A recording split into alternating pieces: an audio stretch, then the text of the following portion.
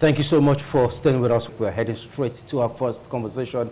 We already have our guests seated already here in the studio with us. We're looking at state of the nation, the policies of President Bola Ahmed Tinubu. How has it impacted on Nigerians?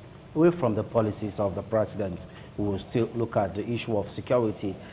Is the Nigerian army, are they actually winning the war against terrorism? As we've seen a kind of a pocket of attack in some parts of Nigeria, especially the recent one in Maiduguri, Borno State, where we lost 6 gallant military soldiers to the hands of these insurgents or terrorists, as it were. We're going to be diving into Edo politics, where we will be calling a wrap on the discussion. Here in the studio, we have with us Dr. Alari Enoma Edosa. He's a medical practitioner, a global affairs analyst. He's also into grassroots health delivery. He's carried out so many projects, and of course, he has carried out so many projects, like I said, in impacting the lives of those at the grassroots. He's also the special advisor now to the Edo State Commissioner of Health. Thank you very much for coming, Dr. Enoma. Thank you very much, sir. And joining us virtually from the city of Power, Federal Capital Territory, Abuja, he's Comrade Abdul Wahab Ekekide. He's a public affairs analyst. Good morning, Comrade, and thank you for joining us. Good morning, Nigerians and all the viewers. All right, we're glad to have you join us. But it seems your picture is not too clear. If you can lighten up your environment, we will definitely appreciate so that we can have a clearer, brighter visuals of you.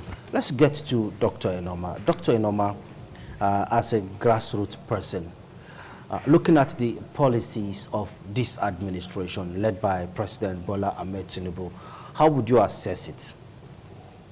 Well, I'll say that some of the policies of the President Bola Ahmed Tinubu-led administration is those Nigerians will see it as slow, but in the long term it will be beneficial to Nigerians. If you permit me to first of all delve into the tax reforms, like the new tax reform policy that has been projected by the federal government, where you have this personal income tax. Normally, previously, what was known before is that Nigerians earning 300,000 naira below are exempted from personal tax. But this new tax reform now is about to extend it to Nigerians earning 800,000 naira annually will be exempted from personal tax. If you agree with me, this will go a long way in also alleviating the economic burden on some of these individuals that are low-income earners.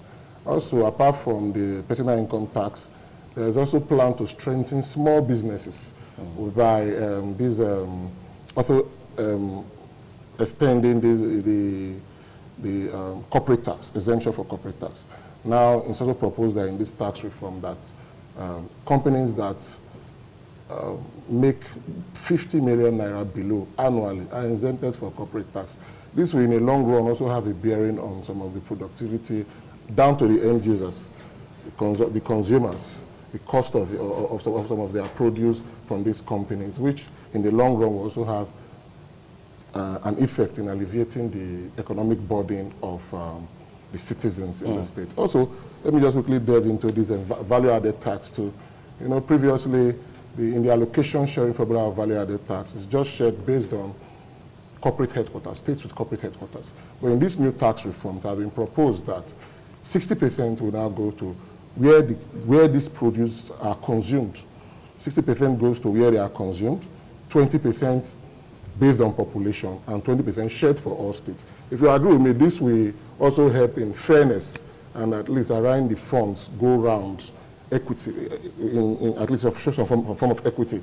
So in the long run, this will also in the long run provide some funds for some other states that were not getting much of it before, and then also provide funds for other developments in the states. Okay, so in your analysis, you made mention of the fact that some of those policies that the Tinubu-led administration had made, though presently we might not be seeing the effect positively, but of course in the long run. So my first question to you would be, are you going to say that Nigerians should begin to suffer and die until after they begin to have a realization of those policies? Is that what you're saying? Looking at it from the food inflation, that's one. Number two, you mentioned the issue of the tax reform. Obviously, I followed your analysis, and it's making a bit of sense, especially looking at it from the burden that has been on those who are income earners, especially for those who are low income earners. Now they will not be allowed or required or eligible to pay a certain amount of tax because of what they earn. Looking at it also from the angle of, small scale businesses, of course, that will ease a sigh of relief. Looking at it from the angle of what they generate, especially when it comes to power. Everybody is their own local government as long as we're concerned. So if that burden is reduced or taken away from them, it will ease business. But of course, some persons are saying that this tax reform bill is targeted at the north, especially states within the northern region. You understand that before long, they've been bedeviled with insecurity, which of course no person in his sane mind will want to take his investment to the north. So saying that they will not get much from this particular tax bill because of the fact that most headquarters of industries and businesses are not located in those places. So basically it will mean that the 20% will now be shared for states that have high population. So is it about having so much population giving birth to children as against developing the state economically? Is that what you're saying? Okay, well, thank you very much. If I'll take it from the first question, which you said, whether will Nigerians have to suffer and die of hunger? Yes, like I always say and tell people, the current state of the nation is not just the fault of the present administration. What we are suffering today in Nigeria has been an accumulation of maladministration from, I think, since we entered into democracy. So President Tinubu is only trying to make efforts to see how far we can solve these problems. So I don't know how to put it, but I'd rather say, and that should be a bit patient, because if you agree with me, well, we are winning. So we are winning, though, but slightly... This government you're speaking for now, that you're saying Nigerians should be a bit patient, are you also seeing the part they are towing when it comes to the frivolities? Just recently we're hearing that a certain number of SUVs will be bought for the executive, especially the president, and of course the vice, adding to already the existing motorcade that they have. Are you also, aware of the financial burden that will be on the federation? Then you're also telling the same populace who have been enduring food inflation up until this time to still wait for another period. Is that being fair, if you say? Well, from your own view, you have a point though, but then if you agree with me, in government there are some, okay, like a president, for example, yes, you said he has a lot of SUVs and all that, but the president also has to prioritize the security. That's at the expense of the No. If you see some of these things, like when you talk about food inflation, if you agree with me, like I always say, we all have a role to play in it. We all have a role to play in it. When fuel rose to, I think, close to 1,600, you go to the market, they'll tell you it's because of fear is this. But fear is coming down now. And some of these things are still not going down. So we as Nigerians, we still need to talk to ourselves. Okay. Government don't just have all the 100% role to play on this. All right, let's quickly get to Comrade Kekide. Yeah, Yes. Comrade, quickly help us. Looking at some of the policies of this administration, do you think from what Josh has actually walked us through, do you think this government is being fair to Nigerians in a way? Good morning, viewers. Let me commend the efforts of my brother in the studio. But I think when we want to look at the policies of this government, we need to actually look at the impact it's having on the average Nigerians. And I must tell you from the question you asked, where you say fair, I think it's even another statement, because I tell you, before the Buhari administration left, we had a very staggering statistics of 63% of Nigerians being multidimensionally poor. There have not been any new report now, but if we check the statistics, you know that a good more than that percentage of Nigerians are now below the poverty level. The policies that truly affected Nigerians was the very first policy the president made on 29th of May 2023 when he said subsidy is gone. And once you say subsidy is gone, a product that is like the life wire of a nation, that affects every aspect of daily living, then you have put the people in a state where they cannot struggle out. And that is what we are having, because that removal of subsidy has affected all sectors. Now, people purchasing power has been reduced. You can no longer buy anything in the market. If you go to the market with 100,000, you only come out with a just small polythene bag and it will contain nothing. And so the purchasing power has reduced and people can no longer afford what they used to afford. So the people are at the receiving end. Any policy that does not have a human face, I think that policy needs to be really looked at. And so that we can really find a way where succor can come to the people.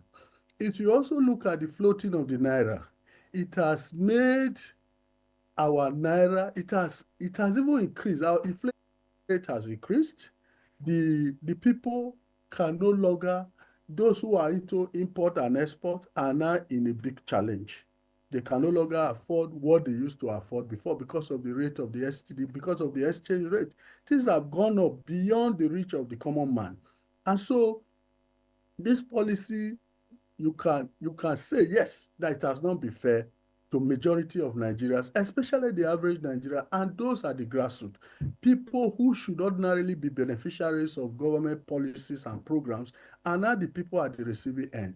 They can no longer take care of themselves. The harsh reality we have now is that people can barely feed 3 times in a day right now as we speak. And that is the situation we are.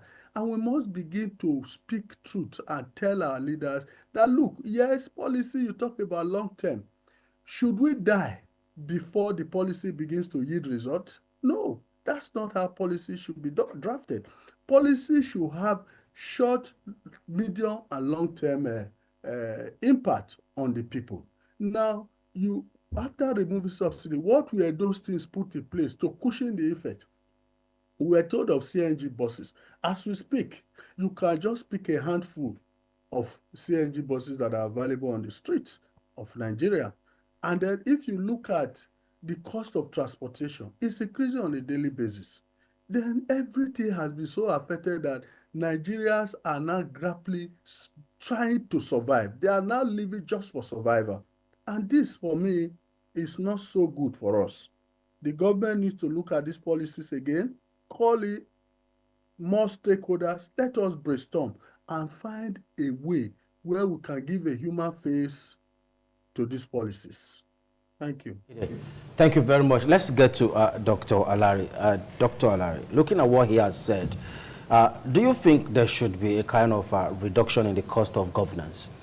Because if you look at it in a way, it seems those in power or those in government, they are just having a free life at the expense of those that are supposed to be at the receiving end. At the end of the day, when Nigerians try to hit the streets and express their grievances, they give them rice. When they speak about things that are not going well in the government, they give them rice. And sometimes this rice doesn't take them anywhere. It can't even take some people for a day.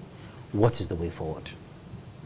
Well, yes, thank you very much. I agree with you that reduction in governance, of cost in governance, is very, very important, and will, yes, in the long run, also free up some funds that will be used for the direct impact of the citizens. And this is something that I've been an advocate of even long before now, long before the Tinubu administration. Governance, cost in governance has been very much on the high side. Spent so much on the legislature, so it's not a thing of what has been happening as well. We have been advocating for, and we also continue to advocate for it, for reduction of cost in governance. So I agree with you, yes. Okay, so if we listen to what Comrade Wahab just said, every policy of the government should have a human face. And that human face should have 3 stages The short term, the mid term, and the long term. So which of the policies, because you tend to be, giving brief for the government, so which of these policies would you say that have both the immediate, the short, the mid, and of course, the long term effect? Okay, if you ask me that, I'll talk about the subsidy, like he talked about. So let me dwell on that. Okay. You see, like he said, the CNG buses. See, this thing is not supposed to just be a burden or something of just only the federal government. Even the state government should also be partners. If you agree with me, recently, the Governor Pewolo, even before he was sworn in as governor, provided buses in the states to alleviate the burden of removal of subsidy. How many buses? Currently, it has been extended to Edo Central for students of Ambusali University. I can say at least over 5 buses are running in the states. It might not be enough, but buses. But it might not be enough, but even I can tell you that Edo people are benefiting from it. Those persons, and with time, it can also be added to. So if other states key into this, provide federal government brings in some few ones, that's like a short term. You talk of medium, you talk of long term. Currently, if you agree with me, the refineries in Port Harcourt and Warri, I think Port Harcourt refinery became functional in November, and that of Warri, I think, towards the end of December. This has also helped. If you watch even most times during festive periods, we have long queues for fuel and all that. If you watch, the availability of the product is there. The cost is going down. Why? Because there's now market competition because of domestic production. And even apart from that, talking about market competition, availability of the products, and so I think that's another thing that even in the long term, because if the trend continues this way, in less than maybe before the end of this year, the cost of petrol in the state would have also come down. So you're talking about a state that has a population of not less than 5 million, if I'm very correct about that figure. And you're saying that a governor, in his wisdom, thought that in a short-term basis or in the immediate term basis, he could only provide just 5 buses. No, is that not a far cry? You are failing to understand something. I said he even started this even before he became a governor. He provided these buses. As he became a governor, he has extended to other senatorial districts. There are some states that I can tell you that there are some states in Nigeria that apart from the CNG buses provided by the federal government, there's nothing the state government is doing. There was a governor before Governor Pewolo. Which bus did he provide to run this? So we must give him credit for at least the ones he has. The one encouraging him to do more and do better. The previous administration led by Governor Obaseki, if I will take it from there, they had a bus. They had buses they were using. The comrade buses. But that was under the jurisdiction of the government. And don't you think to an extent Edolite actually benefited from it? Okay, if we are to talk about the comrade buses, then how many of them were running in the state? And they were all in a very dilapidated state. You see some, they go out, they don't come back to their base by the end of the day because it's broken down. Okay. But what we have today, like Governor Pueblo, is better, good. Started even before he became governor. That shows the mind he has to say, oh, we need to alleviate the sufferings from subsidy. Came into governor, extended to other senatorial district.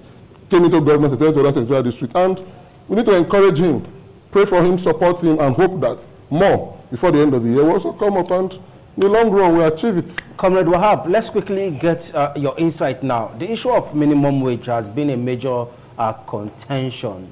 Till now, we are yet to see state governors comply to the current minimum wage. Even the 70,000 naira that was pegged at the last agreement, if you go to market now with 70,000 naira, I doubt if you will return home with half bag of rice with probably necessary ingredients that you might need to take you for 1 week. Comrade Wahab, do you think state governors are just playing politics with the issue of implementation? Thank you so much. You took the words out of my mouth. I must tell you, the challenge we have as a nation is not to let, we always focus attention on the federal government. But I tell you, more than 60% of our challenges lies within the governors. The governors are not doing what they are supposed to do, state governors. If the state governors complement the efforts of the federal government in all policies and implementation, I tell you, we won't be where we are. The challenge is that, look, state government can just come and say anything. This is what they want and that's what they want. And I blame the NSC. Because I see them only speaking out when it concerns the federal government. What happens to the state government when the state government who have agreed? Because we're all here. When various state governments, oh, we have approved so even above the federal government, agreed minimum wage. Some states have surpassed it. Now, implementation is not the problem. If they are not implementing, what is the NSC doing? So the NSC itself should stand up to its responsibility of holding state government account. They should not always be focused on holding the president, the federal government, every time it's federal government. State government should be made to know that they are also there to work for the people. The state government are not doing what they are supposed to do. That's why we are where we are. So we must begin to interrogate and hold our state governments to account for all they do, the monies they get. Now, let's begin to monitor the resources that come from the federal government to the state, and then follow and check the internally generated revenue from the state, and let us know, what are you doing with these things? What are you doing with all these monies? People should begin to focus. Let us redirect our focus. The attention we are having as Nigeria is too much on the federal government. Let us redirect our attention, our focus to the states. If we are able to hold states accountable, and especially now that they said the local government is going to be financially autonomous, now we also focus our attention to hold the local government, because that is where the challenge is. Monies will come from up, but it will not trickle down to the grassroots, because those who are supposed to be the gatekeepers, who are supposed to manage the resources, do not manage it to the benefit of the people, but just for their own personal, aggrandizement. So these are the challenges. So Nigerians, I tell you, in my village, people in my village, a road or a project or something that is supposed to have been done by the local government, they will begin to blame the federal government for it, because that is how their mindset has been tailored. The local government chairman, the state government, oh, everything is the presidency. They didn't do this. Even my aged mother will tell you, oh, Tinubu, but they are not talking about the governor. They are not talking about the local government chairman. They are not talking about all other elected officials of government. So the attention on the federal is too much. Let us refocus our attention and really hold state government to account. Because if state government do the needful and they do the right thing and really care for the welfare of the people, then things will be better. And I want to remind our people that, look, there is no government without the people. The Constitution has given it. They say government derives its powers and authority from the people. And the section 14, subsection 2B of the 1999 Constitution, as amended, says that the security and welfare of the people is the primary purpose of government. Every other thing is secondary. The security and welfare. Today, can you tell us that Nigerians are secured? Can you tell us that the welfare of Nigerians are well taken up? The answer is a capital no. And so government at all levels must wake up. In fact, the state governors must rededicate themselves to the service of the people. And that is where the challenge is. They have not rededicated themselves to the service of the people. Governance, elected positions is about service to the people. Service to the people. So if you are ruling over a people and the people are hungry, they cannot eat. But you have excess, you eat, you even throw some away. Even God himself will not be happy with you.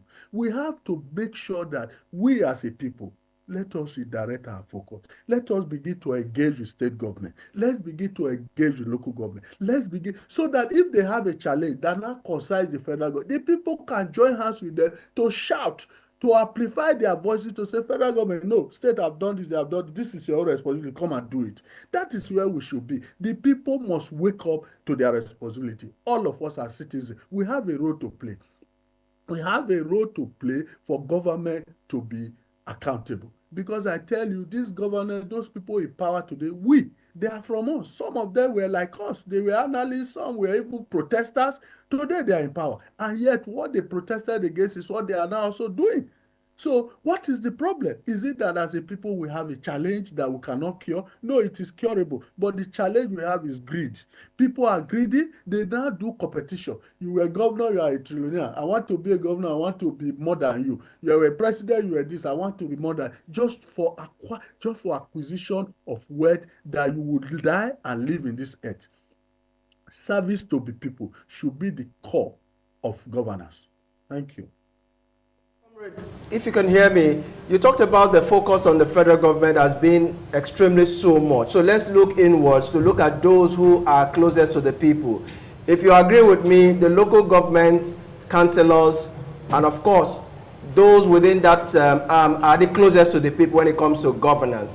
But we are yet to see a situation where the local government councillors will operate freely without being under the influence of the executive. So how do you think these ones who are yet to have the autonomy will be able to administer their, their people who are very close to them to be able to feel the presence of governance?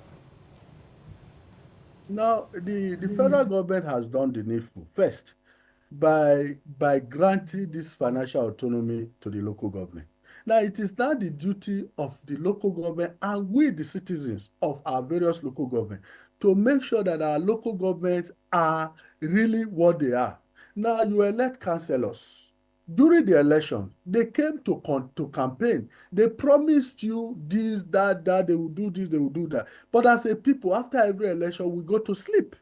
And the only thing that takes us to this elected official is for us to go and demand personal favors from them. And that is where the challenge is. We must change our approach to our elected officials. If the people truly, if, for instance, I'm from Warake, Ward 11, Onwa East, local government, Edo State, and my councillor came and said, okay, I will make sure I facilitate a health center to Warake, or I will build a primary school, or I will do this. And then when time reach, when he's elected, we should come together as a group, either youth, women, whatever. We come together and move straight to him. After we give him like 6 months, 1 year, we say, okay, look, this is what you promised, but we have not seen this. What's happening? Not for us to go and meet, oh, I want to marry, I want to pay school fees, I want to do this, my mother is sick, my father is sick. These are the things we take to them. And I tell you, it's overwhelming. The numbers that come are so many that they can hardly cater for. And yet they know that if they don't do these things, they will not be able to be re-elected. Because these same people go, you say, wicked man, does not take care, doesn't give people money. You understand? And when the election comes, you are now in trouble. So they want to fulfill those things before you know it. The money they were supposed to use to develop the things that will affect and be beneficial to the community will no longer be done because they have diverted the fund to personal caretakers. You understand? So this is what we need to do. People must be, we as citizens must be responsive enough to be able to hold our elected representatives to account. The local government, we are the people to give them that autonomy. If we give them the power and they know that we are behind them, I tell you they can do better than what they are doing now. It's just that the people turn their eyes away from them when we elect them. Once you elect a person or an official to a position, guide him to succeed, not by going to demand unnecessary favors from them that is just personal to you. We don't have these shared values that we say it is community. We are talking about community, not personal. Let us say, okay, my village, this is what we want. Let's come together as a group. Let's go as a group and demand and even ask, if you will do us this, how long will it take you? Let's know the constraint. We can help them to succeed, but we don't help them. That is the challenge we are having. So they are now autonomous. And they should know, because they know that they are autonomous, they must exercise that autonomous powers. And if they fail to do that, we as the citizens, we should not be able to hold them, to let them know that first, they don't have immunity, and that if you do anyhow, or you squander the public funds, you will be held accountable, and you can go to jail for it. Okay. And then we will use some as example. The EFCC must use some to set example that they will go to jail because of the kind of mismanagement they have done with the commonwealth of the people. We'll get back to you, Comrade Abdulhab. You know, when every politician, they think of the next elections, when other citizens actually think of how to survive. That seems to be the situation of Nigeria. But we'll be extending the front line of the conversation right after this break. Do stay with us.